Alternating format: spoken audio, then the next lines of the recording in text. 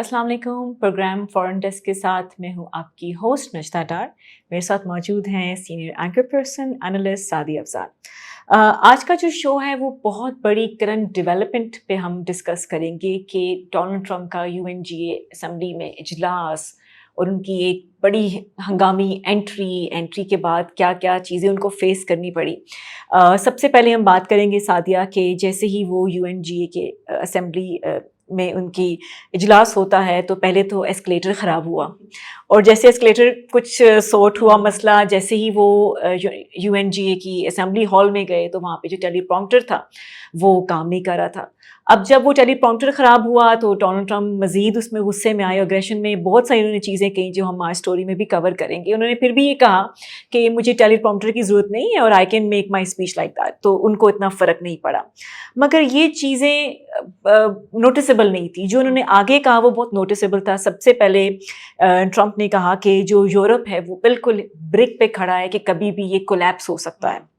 उसके बाद उन्होंने बरतानिया का रेफरेंस दिया कि वहाँ पे कैसे जो माइग्रेशन है वो तमाम चीज़ें वो मुकम्मल नाकाम साबित हो चुकी हैं। उसके बाद ट्रंप ने आए दे गए तो इतना बड़ा एक नेशनल सिक्योरिटी उन्होंने इंटरेस्ट बन गया उनका। उन्होंने ये भी कह दिया कि अमेरिका जो है वो न्यूक्लियर वेपन यूज़ करने के लिए बिल्कुल तैयार है। तो सादिया, अब हम इसका पहले सवाल का आगाज़ करते हैं कि ट्रंप का कहना है कि वो एटमी हथियार के लिए बिल्कुल तैयार है और मुझे मजबूर ना किया जाए। उन्होंने UN को भी बीच में रगड़ा दे दिया, मुझे मजबूर ना किया जाए। उन्होंने अक़वाम मुत्तहिदा को भी टारगेट किया और उनके चीफ को भी टारगेट किया। अच्छा, तो मुझे सादिया ये बताएं कि जो उनका एक बड़ा क्लियर पैगाम था, क्या वो पैगाम रूस और चाइना के लिए था? पहले तो नजदा आपने बिल्कुल सही कहा। ऐसा लगता है कि प्रेसिडेंट ट्रंप का कल का दिन काफी बुरा था उनके लिए। जो एस्केलेटर वाली कहानी है वो भी बड़े मजे की है। वो जैसे ही वो अपनी अहलिया के हमरा एस्केलेटर पे आते हैं तो एस्केलेटर रुक जाता है, और उसके बाद आप देखें कि यूनाइटेड नेशंस की तरफ से पैगाम भी आया कि ये हमारी करने से नहीं हुआ है। ये आई थिंक इनका जो अपना पर्सनल वीडियोग्राफर था जो कवर कर रहा था यूनाइटेड नेशंस को, जो वाइट हाउस का वीडियोग्राफर था, वो कहते हैं कि जनाब शायद उसने कोई सेफ्टी मैकेनिज्म जो है ना वो प्रेस कर दिया, क्योंकि अगर आप देखें तो बैकवर्ड ऊपर जा रहे हैं उनको कवर करने के लिए, तो कहते हैं कि शायद उसका हाथ लग गया। लेकिन ऑब्वियसली एक चीज वो थी, पहला गुस्सा वहां पे आ गया कि ये कैसे हुआ। व्हाइट हाउस का फौरन पैगाम भी आया कि जिस किसी ने भी किया है उसको फौरी तौर पे फायर कर देना चाहिए। दूसरी चीज टेलीप्रॉम्प्टर पे हुई, वो भी यही था कि जिस किसी ने भी किया है उसको फायर कर दिया जाएगा। एग्जैक्टली। और फिर यूनाइटेड नेशंस की तरफ से इस पे भी रिस्पॉन्स आया कि ये आपका अपना स्टाफ कर रहा है। टेलीप्रॉम्प्टर जो है वो खुद चला रहे थे, व्हाइट हाउस का स्टाफ जो था वो बैठा हुआ था। बहरहाल ये छोटी छोटी चले मैल फंक्शंस हमें नजर आते रहे, लेकिन आपने सही कहा कि जो गुस्सा है ना वो उनकी स्पीच में नजर आ रहा था। अच्छा, टेलीप्रॉम्प्टर होता भी ना तो भी आई थिंक यही बातें होती, क्योंकि उनको प्रॉम्प्टर वगैरह की जरूरत है नहीं। बिल्कुल, वो जो चाहते हैं वो बोलते हैं। बिल्कुल। और अनफिल्टर्ड उनकी गुफ्तगू होती है। कुछ लोग जो है बोलने के बाद सोचते हैं, और मुझे नहीं लगता कि ये बोलने के बाद भी सोचते होंगे कि मैं क्या कह रहा हूँ। तो प्रेसिडेंट ट्रंप का हमेशा से ही एक रविश ऐसी ही रही है। अब ये यकीनी तौर पे चाइना और रूस के लिए, जो उनके स्ट्रेटेजिक हरीफ हैं, उनके लिए पैगाम था। अब आज से पहले आपने इस तरीके के स्टेटमेंट्स नहीं सुने होंगे उनसे कि जी एटमी हथियार भी हम इस्तेमाल कर सकते हैं, हमें तंग ना किया जाए, हमें मजीद जो है वो इस नौबत तक ना लेकर आया जाए। तो ऑब्वियसली उनको भी अंदाजा हो रहा है कि उनके मना करने के बावजूद भी उनके इत्तेहादियों का झुकाव जो है वहां हो रहा है जहां नहीं होना चाहिए था। उस ब्लॉक का हिस्सा तो मैं नहीं कहूंगी कि कोई बनेगा या ज्वाइन करेगा, but at the same time जो चीजें वो नहीं चाहते, चाहे वो तिजारत है, चाहे वो कोई डिफेंस एग्रीमेंट है, वो तमाम चीजें होना शुरू हो गई हैं। बिल्कुल। यूरोप की भी। अब इंडिया अगर है, इंडिया पे गुस्सा क्या है कि वो उनसे तेल खरीद रहा है, वो बंद नहीं हो रहा। यूरोप भी ये काम कर रहा है। यूरोप के भी बहुत सारे ममालिक जो हैं उनकी भी रशिया के साथ इसी तरीके से तिजारत चल रही है। तो ये सारे का सारा गुस्सा था। अब चाइना और रूस पे तो था ही, जो कि ऑब्वियसली वो उनको स्ट्रेटेजिक एनिमीज या हरीफ कहते ही हैं, बट जो उनके इत्तेहादी उनके साथ ताल्लुकात बना रहे हैं इन ममालिक के साथ, उनको भी उन्होंने सुनाया है। उनके लिए भी तनकीद थी, उनको लिए पैगाम था इसके अंदर। अच्छा सादिया, अगर हम ये भी देखें कि ट्रंप को जब मौका मिला तो उन्होंने इंडिया को भी बीच में اگین گھسیٹ دیا. Exactly. چاہے وہ H1B ویزا ہو, چاہ بہار ہو, ہم نے اپنے پریویس بلاگس میں اس کو بڑا ڈیٹیلڈ آپ نے اس پہ بات بھی کی ہے. تو اب انڈیا پہ غصہ بھی ہے, اور آج اگر ہم دیکھتے ہیں کل گزشتہ شب سے ہی جو انڈیا میڈیا ہے, جو بڑے ان کے گورنمنٹ آفیشلز ہیں, ان کی طرف سے بھی اسٹیٹمنٹس آ رہی ہیں ٹرمپ کے اس بیانات کے اوپر, اور انڈیا کو بھی وہ بار بار ٹارگٹ کریں. اب آپ کو کیا لگتا ہے کہ ایک جگہ چاہ بہار, رشیا سے تیل میں بالکل وہ پیچھے نہیں ہٹ رہے, دوسرا H1B ویزا, مزید کس طرح کی اسٹریٹجیز, پالیسیز امریکہ انڈیا پہ مزید امپوز کر سکتا ہے؟ آپ کو یاد ہے نجدہ, جس دن پریزیڈنٹ ٹرمپ نے پرائم منسٹر مودی کو فون کیا تھا, اور آپ نے میرے سے سوال کیا تھا کہ انہوں نے کل فون کیا ہے اور انہوں نے کہا ہے کہ جناب یوکرین جنگ کے اندر, روس کی جنگ کے اندر انہوں نے جو کردار ادا کیا انڈیا نے یا مودی نے, اس پہ انہوں نے شکریہ ادا کیا ہے. سو ہم یہی بات کر رہے تھے کہ انڈیا نے تو اس پہ کچھ کیا ہی نہیں ہے, تو شکریہ کس چیز کا؟ اب خود ہی انہوں نے وہ جو شکریہ تھا اس کی تردید کل کر دی, یہ کہہ کے کہ چائنا اور انڈیا روس کو فنڈ کر رہے ہیں, سب سے بڑے فنڈرز جو ہیں وہ یہ ہیں اگینسٹ یوکرین. تو انڈیا پہ جو غصہ ہے ان کا, وہ کل آپ کو بہت نظر بھی آیا.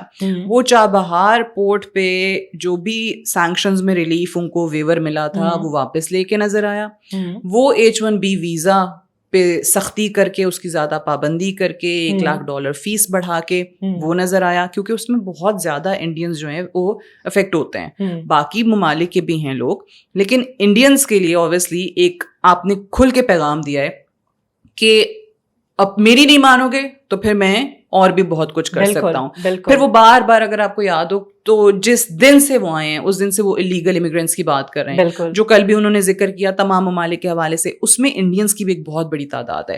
اور وہ معاملہ پہلے انڈین اتھارٹی کے ساتھ ریز بھی کر چکے ہیں, اور یہ بھی کہہ چکے ہیں کہ انڈین اتھارٹیز جو ہیں وہ ہمارے سے اس چیز پہ کوئی کوآپریشن نہیں دکھا رہی ہے کہ وہ اپنے یہاں پہ جو غیر قانونی طور پہ لوگ رہ رہے ہیں ان کو واپس لے کر جائیں. تو سب سے بڑی چیز تو تجارتی کیا معاملات ہوتے ہیں, اس میں کتنا نقصان ہوتا ہے, اکانومی کو کتنا نقصان ہوتا ہے انڈیا کی, وہ ہم دیکھ ہی رہے ہیں. ان کی جو امپورٹس ہیں, کیونکہ امریکہ ایک بہت بڑی مارکیٹ ہے فار انڈین پروڈکٹس. بالکل, وہاں پہ جب 50% ٹیرف ہو جائیں گے اور پھر وہ 100% کرنے کی بھی بات کرتے ہیں, وہ پورے یورپ کو کہتے ہیں کہ بھائی میرا ساتھ دو, انڈیا پہ 100% ٹیرف لگاؤ. تو یہ تمام چیزیں ان کی جو انڈسٹری ہے, ان کی جو ایکسپورٹس ہیں, اس کو ڈیفینیٹلی وہ ایک طریقے سے متاثر کرتی ہیں, ان کی اکانومی کو متاثر کرتی ہیں. But at the same time جو انڈین ڈائسپورا ہے اس کے لیے بہت زیادہ مشکلات ہیں. ٹھیک ہے, اب وہ وہاں پہ جتنے لوگ کام کر رہے ہیں ان کو سمجھ نہیں آ رہی کہ ہم مزید کتنا عرصہ یہاں پہ کام کر سکیں گے. خاص طور سے جو IT پروفیشنلز ہیں, کیونکہ وہاں پہ ایک بڑی تعداد میں آپ کو IT کے اندر ان کے لوگ نظر آتے ہیں, وہ اب اپنے لیے وہاں امریکہ سے کوئی اور جگہ ڈھونڈ رہے ہیں, کوئی متبادل کینیڈا, یورپ کے دیگر ممالک کی تلاش جو ہے وہ شروع ہو چکی ہے. سو وہاں پہ اوبیسلی کچھ ایسے بھی لوگ ہیں جن کی فیملیز انڈیا میں ہیں, ان کے لیے مشکلات ہیں, ان کو سمجھ نہیں آ رہی اب ہم انڈیا چھوڑ کے واپس جائیں گے تو واپس امریکہ آ سکیں گے کہ نہیں آئیں گے. انڈیا سے فیملی کو بلاتے ہیں تو روک تو نہیں دی جائے گی فیملی ایئرپورٹ پہ, یا ان کو ڈپورٹ تو نہیں کر دیا جائے گا. اس قسم کے جو ایشوز ہیں, اور اسی چیز کو لے کے وہ ہیومینیٹیرین کرائسس کا آپ نے لفظ بھی سنا, جو کہ انڈین آفیشلس کی طرف سے کہا جا رہا ہے. مطلب ان کی حکومت کا ایک باقاعدہ سٹانس یہی ہے کہ یہ ہمارے لیے ہیومینیٹیرین کرائسس بنا دیا ہے. بالکل. سو ہر لحاظ سے انڈیا پہ سختی آپ کو نظر آ رہی ہے US کی طرف سے. اچھا سعدیہ, ہم نے یہ چیزیں بھی دیکھی کہ وہ جو اقوام متحدہ کا جو اجلاس تھا اس میں کافی ایسے ایونٹس, انسرٹن ایونٹس آئے. Let's not talk about the minor issues کہ لفٹ خراب ہو گئی, فلانا خراب ہو گیا. ٹرمپ کی ہمیشہ آپ نے جیسے ابھی بھی کہا کہ Trump does not need any sort of assurance, ان کو پتہ ہے وہ کیا بول رہے ہیں, ان کو کوئی وہ جو وہ بولتے ہیں اسکرپٹ نہیں چاہیے, وہ جو بولتے ہیں وہ لا بن جاتا ہے. ہم نے شروع سے دیکھا سعدیہ کہ UN پہ امریکہ کا بہت انفلوئنس تھا. اب جو UN کو یہ 2 ٹوک دھمکی دے رہے ہیں, ان کے جنرل اسمبلی کو یہ کہہ رہے ہیں کہ اگر آپ نے یہ کیا تو میں یہ بھی کر دوں گا, مطلب وہ تباہی کے بالکل ایج پہ کھڑے ہوئے ہیں. تو آپ کو کیا لگتا ہے اب UN اس کو کس طرح دیکھتا ہے, UN کا کیا ٹیک ہوگا اس کے اوپر؟ دیکھیں, یونائٹڈ نیشنز پہ بہت عرصے سے تنقید جاری ہے, اور اس میں ہم لوگ بھی شامل ہیں. کیوں تنقید جاری ہے کہ یونائٹڈ نیشنز یہ ادارہ اقوام متحدہ بنا کیوں تھا؟ 1945 میں جب بنا دوسری ورلڈ وار کے بعد, تو اس کا پرپس کیا تھا؟ اس سے پہلے ہم نے جو لیگ آف نیشنز دیکھی وہ ناکام ہوئی. جنگ رکوانے میں ناکام ہوئی, پہلی جنگ عظیم ہو گئی, دوسری جنگ عظیم ہو گئی, اب لیگ آف نیشنز کی ناکامی کے بعد پھر اقوام متحدہ کو بنایا گیا to prevent wars, to prevent conflicts in the world, کہ ایک ایسا پلیٹ فارم مہیا کیا جائے سارے ممالک کو جو آپس میں دشمن نہیں بھی ہیں, وہ بھی کیسے ایک دوسرے کے ساتھ مزید کوآپریشن آگے بڑھا سکتے ہیں ہر فیلڈ کے اندر, وہ اس فورم پہ بات کر سکتے ہیں, اور جو دشمن ممالک ہیں, جو رائیولز ہیں, وہ بھی اپنے کانفلکٹس اس فورم پہ پیسفلی ریزالو کر سکتے ہیں. بالکل. اچھا, اس کے بعد سے آپ دیکھیں کتنے کوئی کانفلکٹس ریزالو ہوئے ہیں. کشمیر پہ قراردادیں پڑی ہوئی ہیں, فلسطین پہ قراردادیں پڑی ہوئی ہیں. اتنے عرصے کے بعد اب سوال اٹھاتے ہیں لوگ کہ اچھا چلیں دیکھیں یونائٹڈ نیشن جنرل اسمبلی کی قرارداد کا کیا فائدہ, ان کے پاس ایگزیکیوشن کی پاور نہیں ہے. اچھا, وہ بھی ڈیبیٹیبل ہے. اگر یونائٹڈ نیشنز چاہے, جنرل اسمبلی چاہے, تو یقینی طور پہ وہ ان پہ عمل کروا سکتی ہے. سیکیورٹی کاؤنسل میں 5 ممبرز ہیں جو پرماننٹ ممبرز ہیں, اس میں اب آپ دیکھ لیں جو بڑے ممالک ہیں, جو بھی اب ریسنٹلی جس میں فلسطین کے حق میں کوئی جو بھی قرارداد آتی ہے وہ ویٹو کر دیتے ہیں. بالکل. ویٹو کرنے والوں میں آپ کو فرانس بھی نظر آیا, برطانیہ بھی نظر آیا, اور امریکہ تو ہے ہی ہے. اب فرانس اور برطانیہ نے تو چلیں فلسطین کو تسلیم کر دیا, بٹ ڈز دیٹ آلسو مین کہ وہ کل کو فلسطین کے حق میں کوئی قرارداد آئے گی اس کو ویٹو نہیں کرے گا؟ یہ دیکھنا ابھی بھی باقی ہے. یا پھر اسرائیل کو خوش کرنے کے لیے ویٹو کرے گا. سو یہ تنقید درست ہے کہ یونائٹڈ نیشنز نے اپنی بہت زیادہ چیزیں, اپنی بہت زیادہ ریزولوشنز پہ خود ہی عمل نہ کروا کے خود کو ایک ٹوتھ لیس ادارے کے طور پہ ثابت کیا ہے. ایک ایسا ادارہ جو کہ سب ممالک کے لیے شاید صرف ڈیبیٹنگ کلب بن چکا ہے کہ ہر سال جنرل اسمبلی کا سیشن ہونا ہے, تمام لیڈرز نے آنا ہے, اسپیچز کرنی ہے اور گھر چلے جانا ہے. لیکن ایک چیز جو انہوں نے, ٹرمپ نے دھمکی دی ہے, یہ اس چیز کو اور واضح کرتی ہے کہ یونائٹڈ نیشنز ہمیشہ سے امریکہ کے زیر اثر رہا ہے. بالکل ٹھیک ہے. اب جتنی بھی فنڈنگ ہے وہاں, وہ کہاں سے ہو رہی ہے, اور زیر اثر کیسے کوئی ادارہ کسی ملک کے آتا ہے جو فنڈ کر رہا ہو, ٹھیک ہے, جو پیسے دے رہا ہو, جو اس کے انتظامی امور چلا رہا ہو. تو اگر وہاں پریزیڈنٹ ٹرمپ ہاتھ کھینچ لیتے ہیں تو ان کو یقین ہے کہ جی کولیپس کر جائے گا. باقی کتنے ممالک ہے جو فنڈ کر سکیں گے؟ یورپ ویسے ہی بہت تھوڑی فنڈنگ ہے ان کی طرف سے, زیادہ تر تو امریکہ کی فنڈنگ ہے, تمام انتظامی امور وہ چلا رہا ہے. تو اگر امریکہ ہاتھ کھینچ لیتا ہے, جو کہ مجھے مطلب اس پہ کوئی سرپرائز نہیں ملے گا کہ پریزیڈنٹ ٹرمپ کل کو کر بھی دیتے ہیں. اور بھی تو یونائٹڈ نیشنز کے وہ ادارے انہوں نے بند کر دیے جو دنیا میں ہیومینیٹیرین ایڈ کے لیے کام کر رہے تھے. بالکل. تو وہ جو ویلفیئر کے پروجیکٹس چل رہے تھے وہ بھی انہوں نے بند کر دیے. تو کل کو اگر یہ بھی بند کر دیتے ہیں اپنا غصہ نکالنے کے لیے, آئی وونٹ بی سرپرائزڈ. اچھا سعدیہ, اگین آپ نے اس میں بڑا اچھا ایکسپلین کیا کہ ٹرمپ, ہم نے پہلے بھی ولاگز میں کہا ہے کہ ٹرمپ کی پالیسیز اس دفعہ بڑی اگریسولی وہ اس کو امپوز کر رہا ہے, چاہے وہ انڈیا کے ساتھ ہو, رشیا کے ساتھ ہو. ہم نے دیکھا کہ یوکرینی اس کو بلا کر, زیلنسکی کو بلا کر, اور پھر اس کی وہاں پہ انہوں نے بدتمیزی بھی کی, اور پھر بعد میں وہ تمام چیزیں بھی چلی. مگر ہم نے یہ بھی اب ٹیک دیکھا کہ جیسے ہی کل فرانس کے جو پریزیڈنٹ ایمل میکرون, وہ ان کو سیکورٹی فورسز نے روک دیا, and he had to make a call to Donald Trump directly کہ they not allowing me to move forward. تو یہ اگریسونیس دیکھا. تو اس کا سب سے بڑا جو امپیکٹ ہے, جو ہمارے اینالسٹ ہم خود بھی دیکھ رہے ہیں, کہ وہ ہے فلسطین کو ریکگنائز کرنا.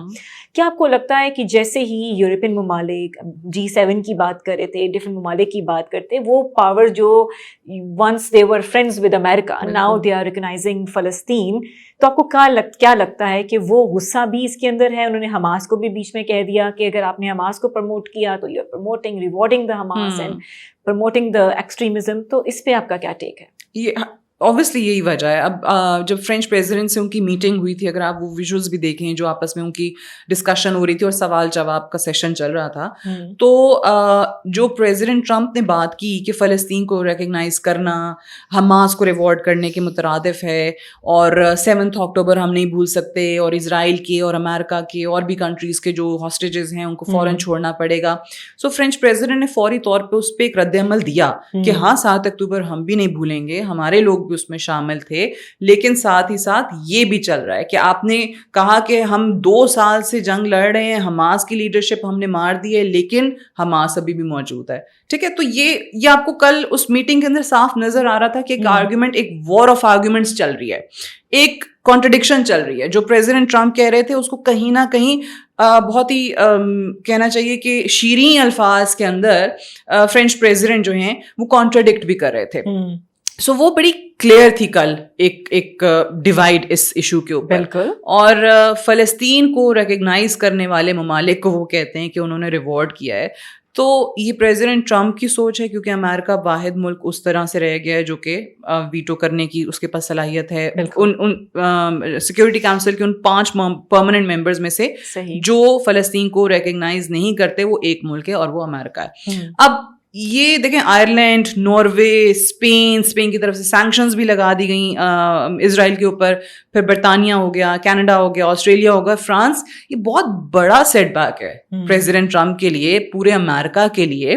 یہ کوئی چھوٹی بات نہیں ہے. اب کل میں دیکھ رہی تھی وہ جو یونائٹڈ نیشنز میں ان کے امبیسڈر ہیں, اسرائیلی امبیسڈر, وہ کل آئے ہیں باہر اپنے اسٹاف کے ساتھ, اپنی سیکورٹی کے ساتھ, کیونکہ وہاں پہ یونائٹڈ نیشن جنرل اسمبلی کیونکہ میں نے کور کی ہوئی ہے, تو ہم وہاں پہ کیا ہوتا ہے کہ میڈیا سارا میڈیا وہاں پہ کھڑا ہوتا ہے, ایک پوڈیم بنا ہوا ہوتا ہے. تو جیسے ہی آپ اسپیچ کر کے یا بلڈنگ سے باہر جو نکل رہے ہوتے ہیں نا, تو میڈیا ان کو گھیر لیتا ہے, اور وہ پوڈیم پہ خود ان کو پتا ہوتا ہے جس نے بات کرنی ہے وہ پوڈیم پہ جا کے بات کرتے ہیں.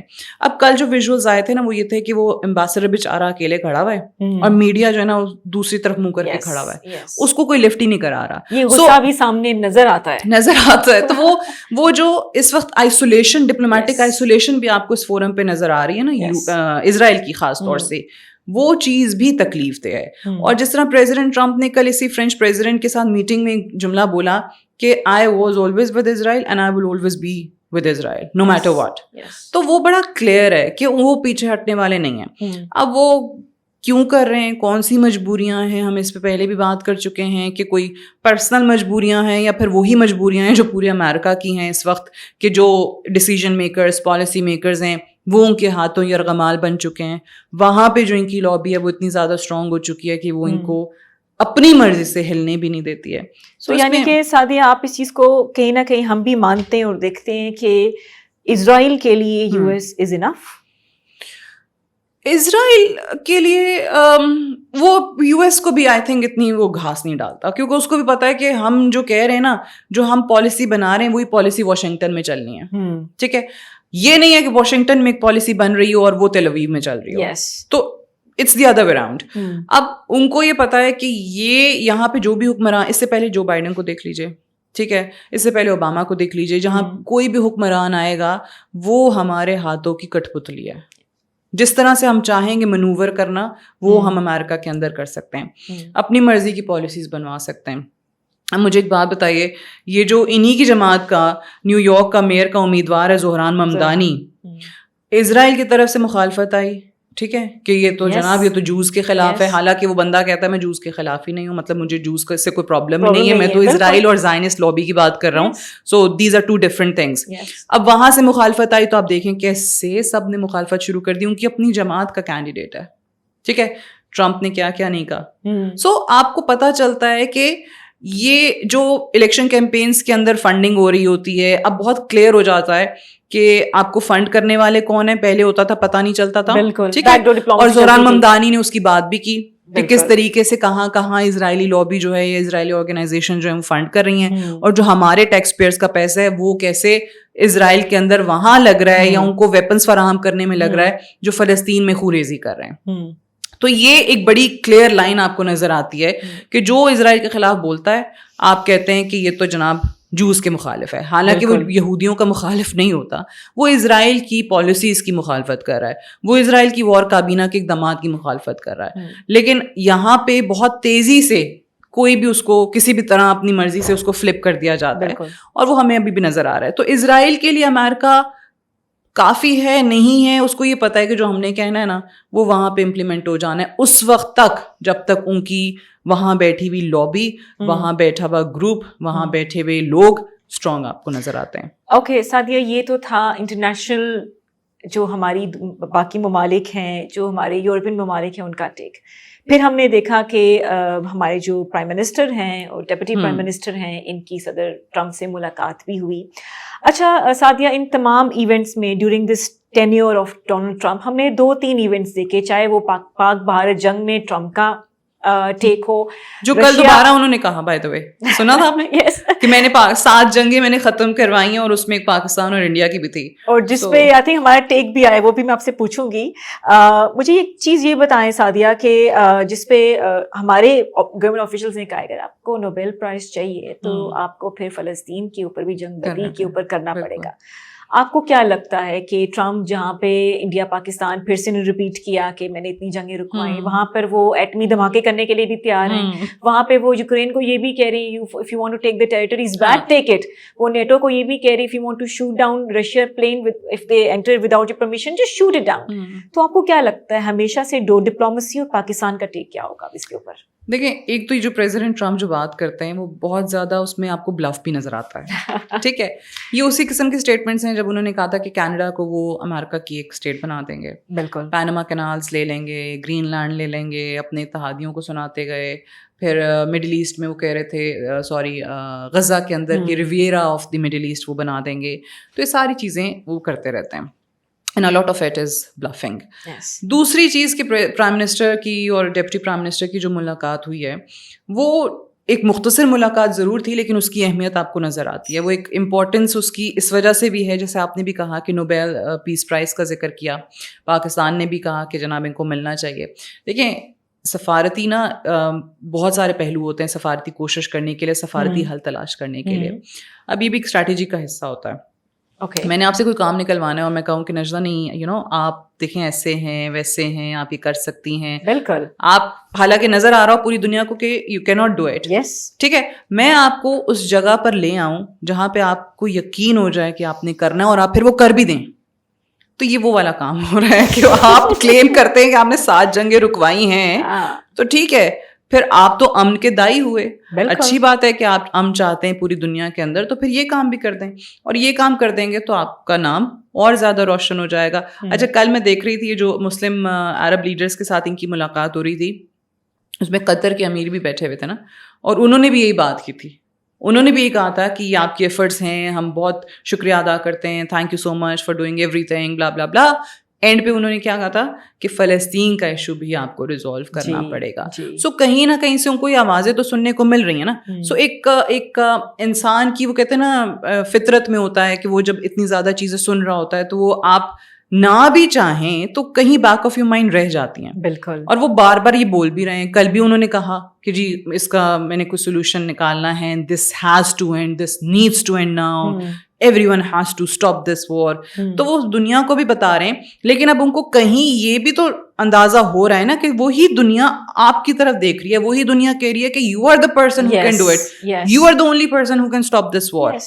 तो वो जो बर्डन है वो उनके शोल्डर्स पे आ रहा है. और आई थिंक कोई ना कोई आपको हो सकता है after Europe parting veg, after Pakistan Saudi Arabia deal, उनको ये भी खौफ हो कि मिडिल ईस्ट में हमारा फुटप्रिंट वैसा नहीं रहेगा जैसा पहले था, या तमाम कुव्वतें हमसे दूर होती जा रही हैं, इत्तेहादी दूर होते चले जा रहे हैं. सो ये एक प्रेशर बिल्ड हो रहा है. अब सफारती महाज पे किसी मुल्क पे किसी लीडर पे दबाव डाल के काम करना जो है ना, वो असल कामयाबी है. एंड अगर इसी तरह से दबाव बना रहा तो हो सकता है आपको वाकई वो नोबेल पीस प्राइज मिल जाए और कहें कि हाँ जी मैंने गज़ा में भी सीज फायर करवा दिया.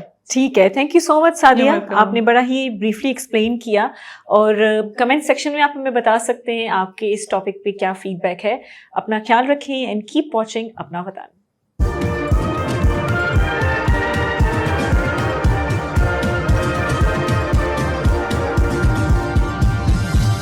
You are watching अपना वतन.